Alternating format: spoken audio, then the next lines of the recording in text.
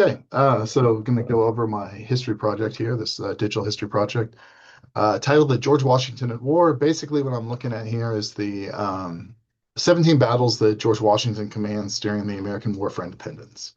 I trace Washington's movements throughout the American colonies from 1775 at the meeting of the Second Continental Congress, where he's commissioned as the commander in chief of the American military forces until 1783 when he resigns those duties.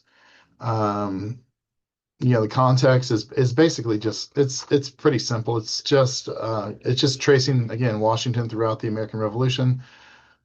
Um, I think everybody that grew up a history fan in America, was privy to the idea that Washington was this great military genius, and he's the reason that we won the American War.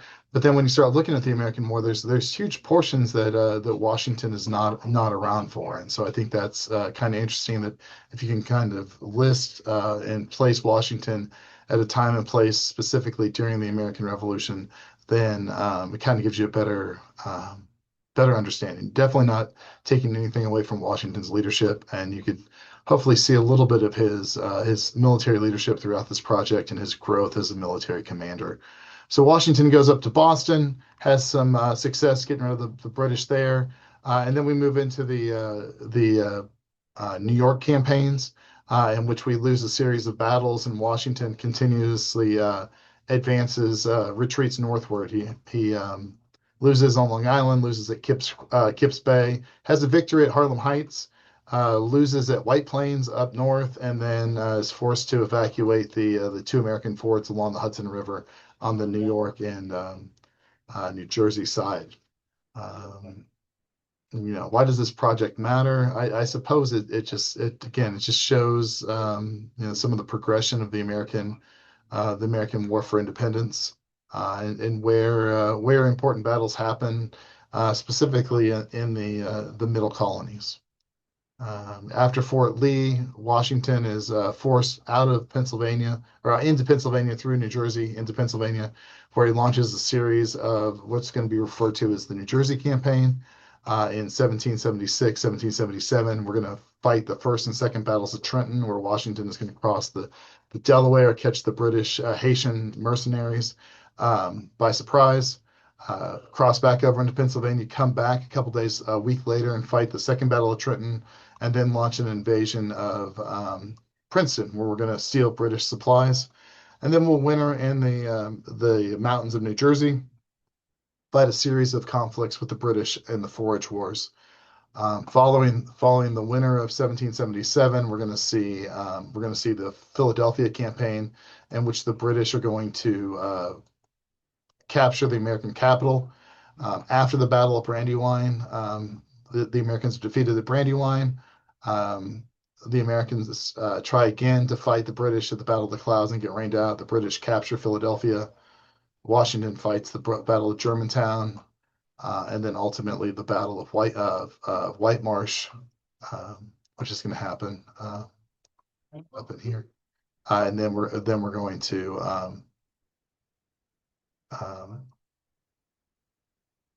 White Marsh will happen there. Then we'll winter at Valley Forge, the famous winter camp of 1778. Coming out of 1778, the American armies modernized. We're going to fight the Battle of Monmouth, which is the last major conflict of Washington's military career here in the Middle Colonies. This is as the British are trying to leave Philadelphia and move to New York. We're going to fight that to a draw. Washington's going to spy on set up a spy ring in New York to monitor the British from 1779 to 1781. Going to uncover Benedict Arnold's treachery, and save the colonies from losing West Point, which would have divided the colonies along the Hudson River. Washington sits out here and waits for the British to make a mistake, which they ultimately do in the Southern campaign when Cornwallis decides he's going to withdraw from the American South, takes his troops to Yorktown, Pennsylvania, and the French Navy. The French have entered the war at this point. defeat the British Navy, prevent that evacuation, and Washington hustles down to and besiege the British in Yorktown. Cornwallis is unable to break that siege, and Washington is victorious. Washington ultimately will win that battle in 1781. 2 years later, the Treaty of Paris is signed, bringing the American Revolution to an end. And in December of 1783, Washington is going to resign his commission, showcasing this precedent that military leadership is subordinate to civilian rule in America. So that's going to bring us to an end of this project. I hope people take away is just that, what was Washington doing during the Revolution? And I hope you enjoyed it, and I look forward to hearing your feedback. Thanks.